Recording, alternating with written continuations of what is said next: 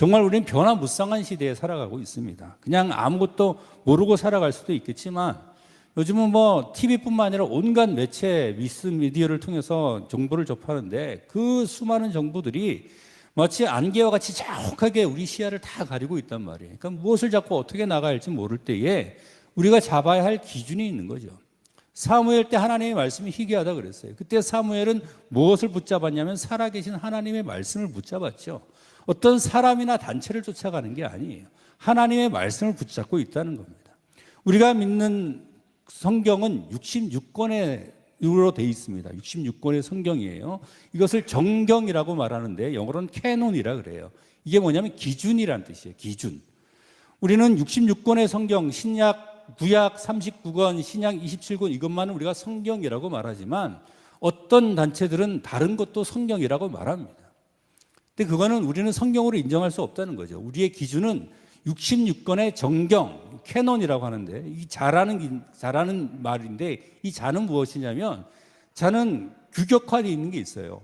1kg이 얼마냐라는 것이 그거에 대한 원래 그 1kg의 원기가 있습니다.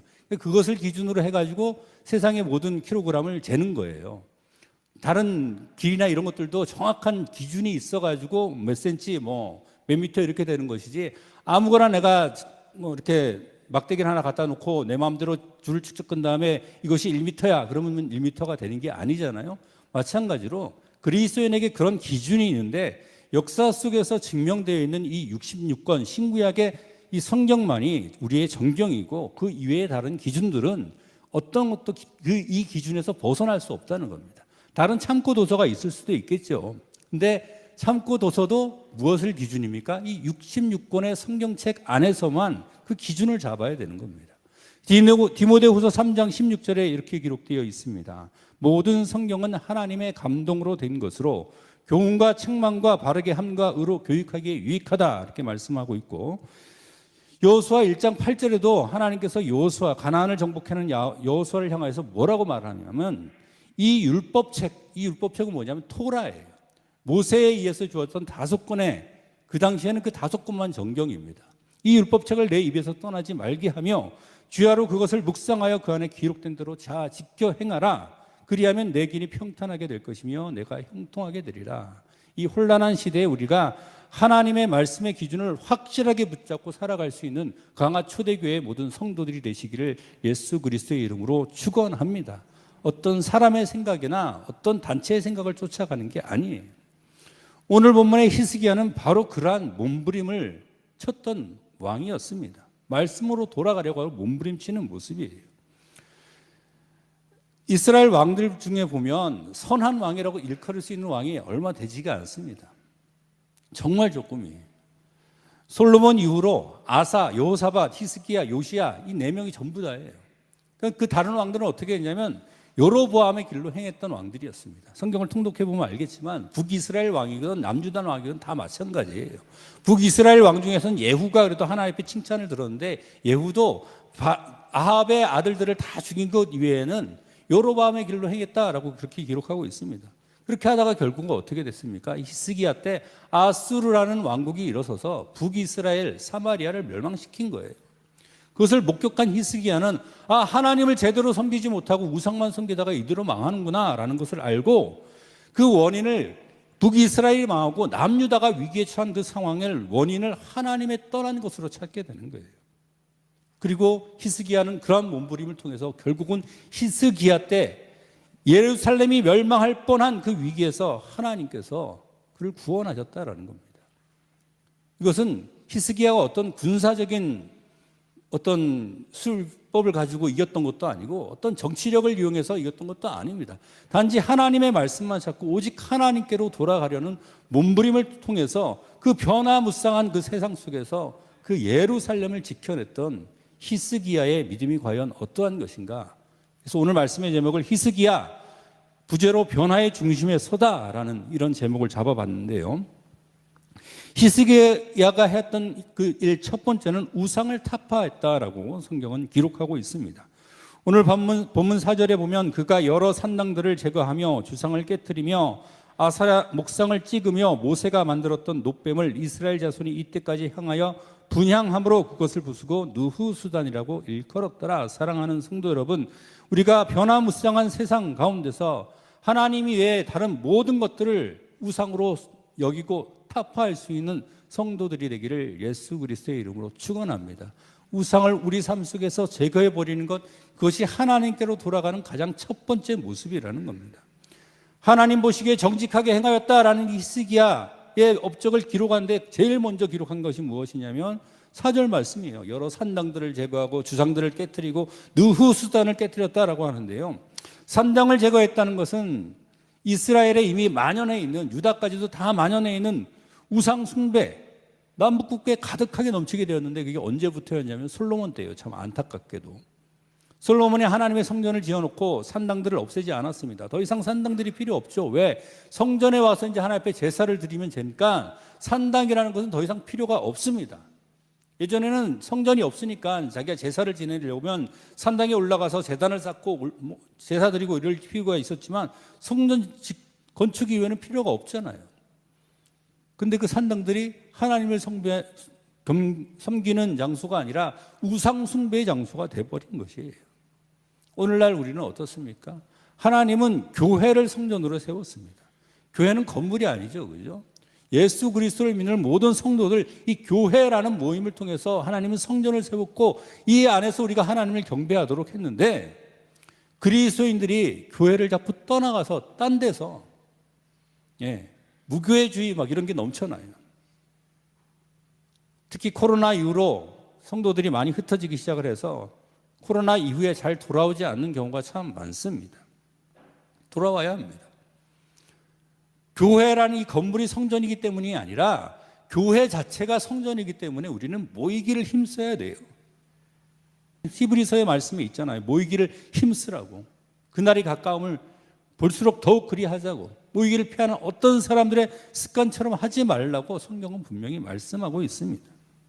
우리가 히스기야가 산당을 제거하고 사람들을 성전으로 모으기 시작했던 것처럼 우리도 교회 안에 모이기를 힘쓰기를 주님의 이름으로 축원합니다. 속회 예배도 그래서 다시 시작한 거예요. 속회로도 모이고 수요 예배로도 모이고 주일 저녁 예배도 모이고 주일 낮 예배는 당연히 나와야 되고 여러 가지 교회에 있는 각각 모임에 모여서 이제는 더 이상 산당에서 다른 사람들처럼 우상을 섬기는 그런 일들을 하지 않고 교회 안에서 하나님과 성도들과 함께 하나님을 섬기는 일에 집중하고 또 더욱더 힘쓰기를 주님의 이름으로 축원합니다. 산당만 없앴느냐? 우상을 다 깨뜨렸습니다. 주상, 바알 신상이죠. 아세라 목상, 아세라는 목상으로 찍어버렸습니다. 장소만 제거한 것이 아니라 우상도 제거해버렸다는 것입니다.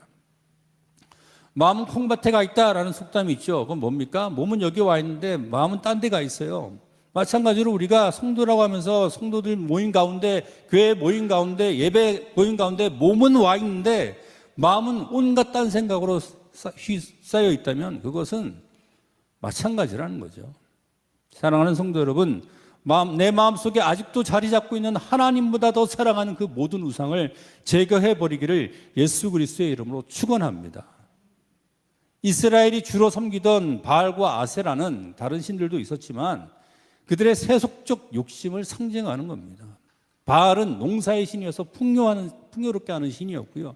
아세라는 다산의 신으로 자식들을 많이 낳을 수 있다고 생각했기 때문에 그러한 세속적 욕심을 채우기 위해서 살아계신 하나님을 섬긴다고 하면서도 그들은 그러한 우상들을 버리지 못했던 것이 북이스라엘 남유다의 모습이었어요. 그런데 히스기야는 그 모든 우상들을 다 베어버렸습니다. 우리가 지금 살아가면서 우리의 우상을 채워버린다는 것은 어쩌다가 교회를 다니면서도 안에다가 다른 신상을 세워놓고 이런 사람도 혹여 있을지는 모르겠지만 그런 사람은 별로 없죠, 우리는. 그런데도 우리는 우상을 섬기고 있어요. 뭐냐면 우리 마음속에 하나님보다 더 사랑하는 세속적인 모든 욕심들이 우상입니다. 그걸 치워버리라는 거예요. 예수님께서 분명하게 말씀하셨습니다. 마태복음 6장 24절에 한 사람이 두 주인을 섬기지 못할 것이니 혹 이를 미워하고 저를 사랑하거나 혹 이를 중히 여기고 저를 경히 여김이라. 너희가 하나님과 재물을 겸하여 섬기지 못하느니라. 아멘. 하나님보다 더 사랑하는 것은 다 우상입니다. 그것이 뭐가 됐든지 간에요. 하나님 우리의 최고의 자리, 가장 높은 자리에 하나님만을 모시고 그 다른 것들은 하나님께서 주시는 축복과 은혜로 따라가며 섬길 수 있는 우리 강화초대교회 모든 성도들이 되시기를 예수 그리스도의 이름으로 축원합니다. 히스기야의 업적 중에서 가장 주목해야 되는 것이 무엇이냐면 느후스단이라고 일컬었던 이 모세의 노뱀을 파괴해 버렸다는 겁니다. 상당히 의아한 일이죠. 왜 그러냐면 모세의 노뱀은 하나님께서 이스라엘이 광야에 있을 때 광야에서 그들을 구원해 주었다는 상징으로 있었던 것이 바로 이 모세의 노뱀이었어요. 심지어 예수님께서 자기 자신도 이 모세의 노뱀하고 비교하게 됐거든요. 요한복음 3장 14절에 보면 모세가 광야에서 뱀을 든 것 같이 인자도 들려야 하리니, 그러니까 이 노뱀을 섬기는 사람들은 나름대로 자기가 하나님을 섬긴다는 이유가 있었을 거예요. 광야에서 그런 하나님을 내가 지금도 섬긴다. 근데 하나님께서 그러한 상을 만들거나 세우지 말라고 했잖아요. 그죠? 그것은 그 당시에 단지 하나의 구원의 상징이었을 뿐이지 그것 자체가 섬김의 대상이 되는 게 아니에요. 그건 치워버려야 되는 거예요. 근데 그것이 아직도 눈앞에 남겨져 있고, 히스기야 때가 언제입니까? 모세 때로부터 한참 뒤쳐져 있죠. 이들은 그 모세의 노뱀의 원래의 의미를 잊어버렸어요. 하나님께서 하나님을 바라보면 구원해 주신다라는 것이 이 모세의 노뱀의 의미였는데 그것은 없어지고 그 노뱀 자체가 숭배의 대상이 돼버린 거예요. 그런데 히스기야는 그것을 알고 그것을 과감하게 깨트려 버렸습니다. 오늘날 교회에도 우리가 그런 것들이 있는지 또 모르겠어요. 겉모습만 남고 어떤 종교적인 형태의 어떤 겉모습만 남고 그 안의 의미는 다 사라져 버린 겁니다. 우리가 예배 드릴 때 이걸 왜 하는지, 예배 드릴 때 이걸 왜 하는지, 저걸 왜 하는지 그거 모르겠어요. 그건 모르고 그냥 원래 하던 거니까 해야 돼요, 그냥. 그러면 우상이 되는 겁니다. 십자가에다 예수님을 매달아 놓은 십자가들이 있잖아요. 십자가의 의미를 모르는 거예요. 예수님은 부활하셨습니다. 십자가는 비었어요. 십자가가 자랑이라는 것은 예수님의 그 희생으로 인해서 내가 구원받았다는 것이 자랑이지, 십자가 자체가 상징이지 그거 자체가 어떤 뭐 영적 파워를 주는 게 아니거든요. 뭐 드라큘라 영화나 이런 데서 보면 십자가 딱 보여주면 막 드라큘라가 막 무서워서 도망가고 그러잖아요. 다 거짓말입니다. 예수 그리스도가 없으면, 진짜 그 의미가 없어지면 느후스단이라고 이름을 붙여서 그것도 우상으로 깨뜨려 버리는 것이 과감하게 치워야 하는 그런 히스기야의 결단이었습니다. 우리 삶 속에 느후스단은 과연 무엇입니까? 하나님보다 그것이 앞서 있다면 그것도 과감하게 치워버릴 수 있는 성도들이 되시기를 예수 그리스도의 이름으로 축원합니다. 히스기야 두 번째는 그가 하나님을 의지하였다라고 기록하고 있습니다. 오늘 보면 5절에 보면 히스기야가 이스라엘 하나님 여호와를 의지하였는데 그의 전후 유다 여러 왕 중에 그러한 자가 없었으니 라고 기록하고 있습니다. 사랑하는 성도 여러분, 우리가 오직 하나님만 의지하게 되기를 그리스도의 이름으로 축원합니다. 하나님만 의지하자는 거예요. 솔로몬 이후에 상당히 오랜 기간 동안 우상 숭배를 하던 유다 백성들입니다. 선한 왕들이 몇 명 있었지만 그것을 온전히 타파하지 못했어요. 대부분의 왕들도 이 우상 숭배에서 벗어나지 못하고 심지어는 자기 아들을 몰렉에게 바치는 그런 악한 일을 했던 북이스라엘 남유다들이 수도 없이 많았죠. 뭐 북이스라엘 왕들이야 말할 것도 없고요. 남유다 왕들도 아까 말씀드렸던 것처럼 아사, 여호사밧 이외에는 히스기야 이전에 그 어떤 왕도 선한 왕이라고 일컬을 수가 없었습니다. 특히 히스기야 때는 북이스라엘이 멸망되겠죠. 우상 숭배가 극단에 치달았을 그런 상황이었습니다. 남유다의 운명요, 비슷한 상황이었습니다. 어떤 형편으로나 점령될 수밖에 없는 그런 상황, 백성들은 여전히 우상 숭배에 빠져 있는 상황. 그때 히스기야의 방법은 다른 것이 아니라 하나님만을 의지하는 것이었어요. 다른 것 의식하지 않았어요. 하나님만 바라봤어요. 히스기야가 산당을 제거하고 우상을 파괴하고 느후스단까지 깨부셨는데 이것이 쉬웠을 것 같습니까? 아니요. 그것을 섬기는 사람들이 너무나 많았기 때문에 왕으로서 자기 지지도를 다 잃어버리는 일이에요. 그걸 하면은 사람들이 저거 뭐 하는 짓이야 하면서 왕을 싫어할 건 뻔한 일이었습니다. 기드온 이야기 알죠? 기드온. 하나님께서 기드온을 불러가지고 우상을 부셔라. 그러니까 낮에 부수기가 좀 무서워서 밤에 몰래 가가지고 바알 신상을 깨고 그 다음에 아세라 목상을 찍어버리고 그걸로 하나님 앞에 번제를 드려버리죠. 그 다음날 기드온이 그러한 일을 행한 것을 안 사람들이 어떻게 합니까? 기드온 집으로 왕창 몰려옵니다. 기드온 내놓으라고. 왜 우리가 섬기던 우상을 네 마음대로 왜 없애버렸느냐고. 이게 사람들의 모습이에요. 이스라엘이란 땅에서 하나님을 섬겨야 하는 사람들이 하나님을 섬기지 않고 우상을 섬겨서 그것을 깨버렸는데 와가지고 나오라고 하는 것이 사람들의 모습입니다. 물론 그때 기드온의 아버지의 기지를 통해서 이 위기를 기드온은 벗어납니다. 사람들의 시선을 의식하잖아요. 우리가 할 수 있는 것 아무것도 없습니다. 히스기야가 과감한 이 종교개혁을 감행할 수 있었던 것은 하나님만 의지하고 사람의 시선을 의식하지 않았기 때문이에요. 그가 사람들을 바라봤다면 우상타파하지 못합니다. 그리고 그의 눈은 어디로 돌아가냐면 군사적으로 어떻게 해결할까 아니면 정치적으로 어떻게 해결할까 이렇게 움직이게 되는 거죠. 근데 사람들이 싫어하는 것을 골라서 하는 겁니다.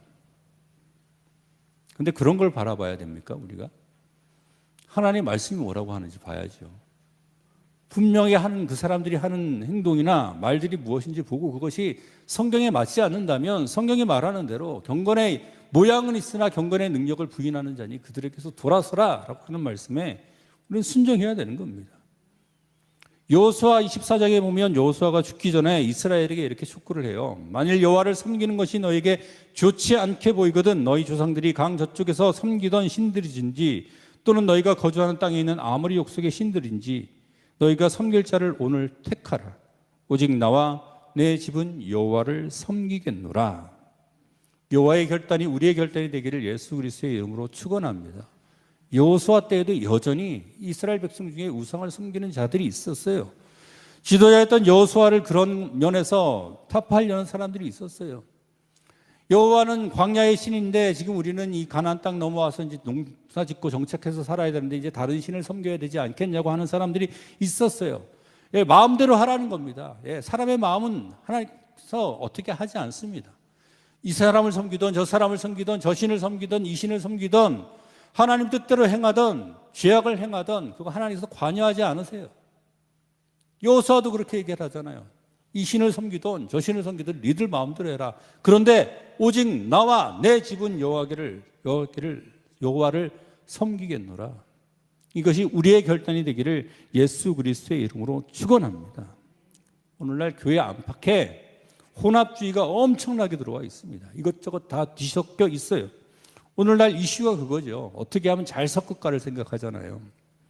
다른 건 다 섞어도 좋습니다. 그런데 하나님의 말씀에 다른 엉뚱한 교리들을 섞으면 안 돼요. 우리의 교리는 오직 성경에서만 나와야 됩니다. 하나님 말씀대로요.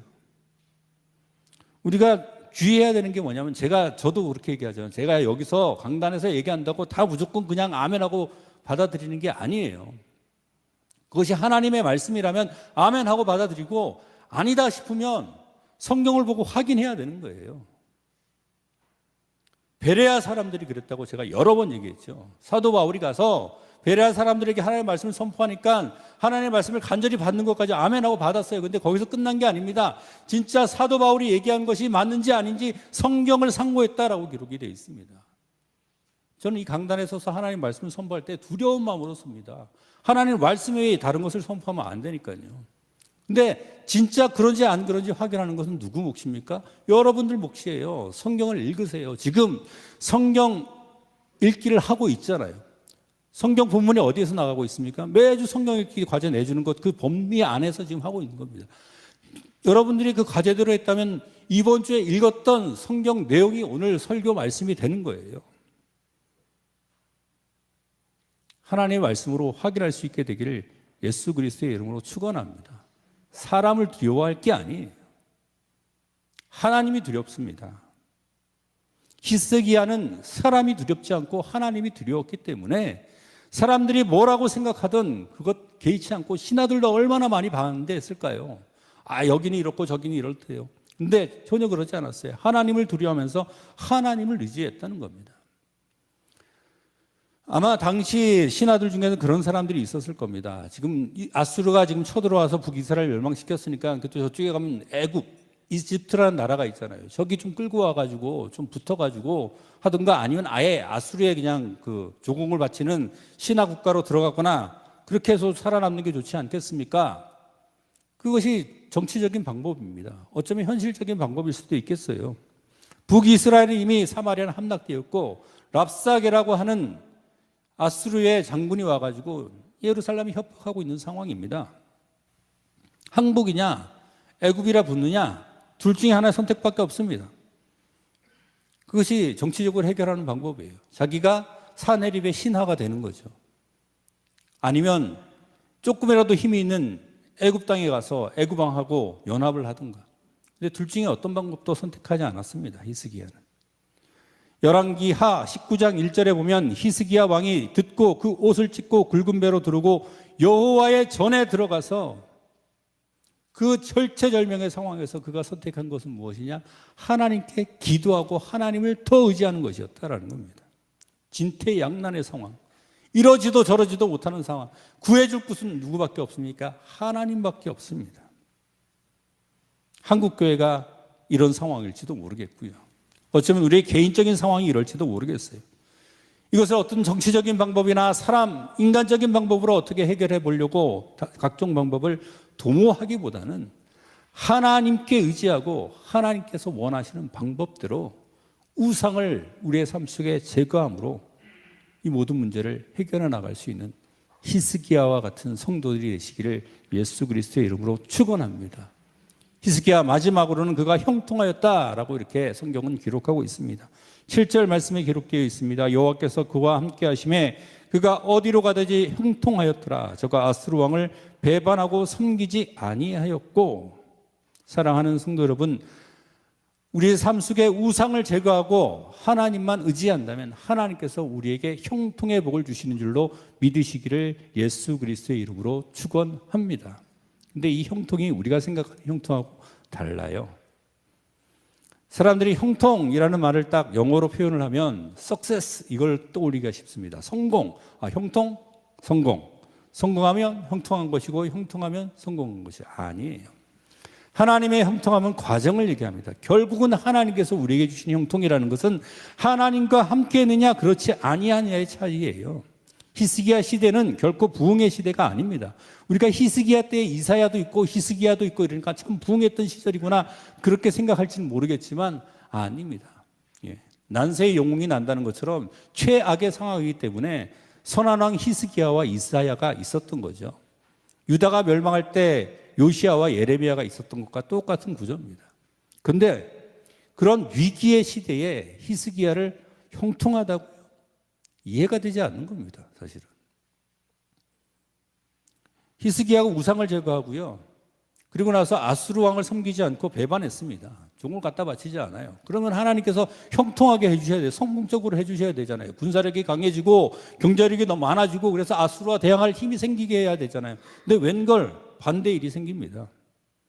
18장 이후에 보면 아수르가 그 이후에 쳐들어와요. 왜? 아수르 왕을 배반했으니까 이 괘씸한 놈 하면서 북이스라엘 사마리아 멸망시켰으니까 이제 예루살렘도 멸망시키겠다라고 하면서 랍사게라는 산헤립의 장군이 군사들을 끌고 와서 예루살렘을 포위합니다.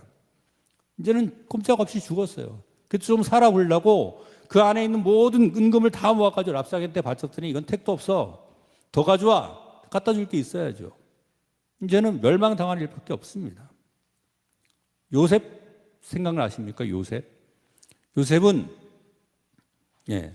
30살이 되어서 총리가 되었으니까 일찍 성공했네 라고 생각할지 모르겠지만 그는 13년이라는 세월을 고생만 했습니다. 아버지의 명령에 순종했을 뿐인데 형들에게 잡혀가지고 구덩이에 빠졌죠.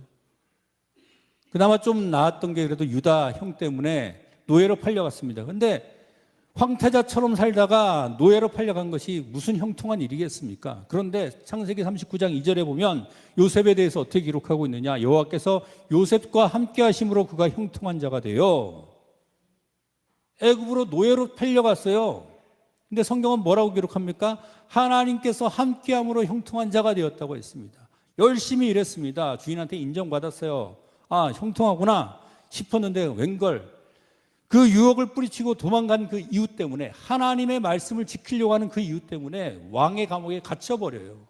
형통한 겁니까? 성공한 겁니까? 우리 기준으로 아니죠. 더 나빠졌어요. 노예에서 이제는 죄수의 신분이 되어버렸습니다. 근데 그때도 성경은 뭐라고 기록한지 아십니까? 간수장은 그의 손에 맡긴 것을 무엇이든지 살펴보지 아니하였으니 이는 여호와께서 요셉과 함께 하심이라. 여호와께서 그를 범사에 형통하게 하셨더라. 요셉의 결말을 우리가 알고 있으니까 이게 왜 형통인지 알지, 당시의 요셉의 상황을 한번 들어가 보세요. 이게 형통함입니까? 히스기야 상황으로 들어가 보세요. 그게 형통함입니까? 상황은 절대 형통하지 않습니다. 하나님 뜻대로 하려고 하다 보니까 더 어려운 일이 다가왔어요. 하나님 뜻대로 하려고 아수르 왕을 섬기지 않고 배반하였더니 그가 쳐들어왔어요. 이제 성도들이라면 우리 당장 눈앞에 펼쳐지는 일들만 가지고 형통함을 함부로 판단하지 않게 되기를 예수 그리스도의 이름으로 축원합니다. 우리는 판단할 그런 자격도 없고요, 그런 능력도 없습니다. 모든 것을 아시는 분은 하나님이에요. 우리가 형통한 자가 되는지 형통한 자가 되지 않는지, 그것은 하나님께서 나와 함께 하는지, 내가 하나님의 말씀과 함께 실천하면서 살아가고 있는지에 따른 것이지, 내 지금 형편에 달린 것이 아니라고요. 최종 결과는 결국은 하나님께서 이기셨습니다. 질체절명의 위기에서 성전에 올라가서 기도를 했습니다. 아니 뭐 다른 걸 동원해야지 무슨 기도한다고 답이 나옵니까? 일반적으로 그렇잖아요. 기도한다고 뭔 답이 나와요? 지금 랍사게가 쳐들어와서 점령만 하면 끝나는데, 이스라엘은 그것에, 유다는 그것에 대항할 힘도 전혀 없고 그냥 죽을 일만 남았는데, 근데 결과는 의외의 결과가 나오죠. 열왕기하 19장 34절부터 읽어보면, 내가 나와 나의 종 다윗을 위하여 이 성을 보호하여 구원하리라 하셨나이다. 선지자를 보내서 하나님께서 히스기야에게 응답을 주시는데, 나와 쭉 말씀하시고 나와 나의 종 다윗을 위하여 이 성 예루살렘을 보호하여서 구원하리라 라고 하나님께서 확실한 응답을 주십니다. 그러고 나서 하룻밤을 자고 일어났더니 어떤 일이 벌어진지 아십니까? 간밤에 여호와의 천사가 나타나서 아수르 군대를 착 쳐버리는 겁니다. 히스기야는 아무것도 하지 않았어요. 자고 일어나니까 18만 5천 명이 죽어버렸습니다. 그 자리에서 송장이 되어버렸어요. 히스기야는 아무것도 하지 않았다니까요. 하나님께 기도했고 하나님의 응답을 선지자를 통해서 들었고, 엘리야가 했던 것처럼 하늘에서 불이 뚝 떨어지는 엄청난 쇼를 보여준 것도 아닙니다. 그냥 하룻밤 자고 났더니 그 맡은 군사를 그냥 그 진영에서 하나님께서 몰살시켜버린 거예요.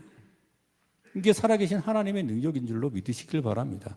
내 앞에 있던 일들이 아무리 암담해 보여도 내가 하나님의 방법과 하나님의 길과 하나님의 뜻을 지키면 그것이 형통함이라고요. 내가 죽을지라도. 지금 내가 처한 현실이나 상황 암담하다고 좌절하지 마시길 바랍니다. 중요한 건 그게 아니에요. 내가 하나님 편에 서 있느냐 그렇지 않느냐. 우리 교회 표가 뭡니까? 하나님께 인정받는 사람이잖아요. 하나님께 인정받는 교회잖아요.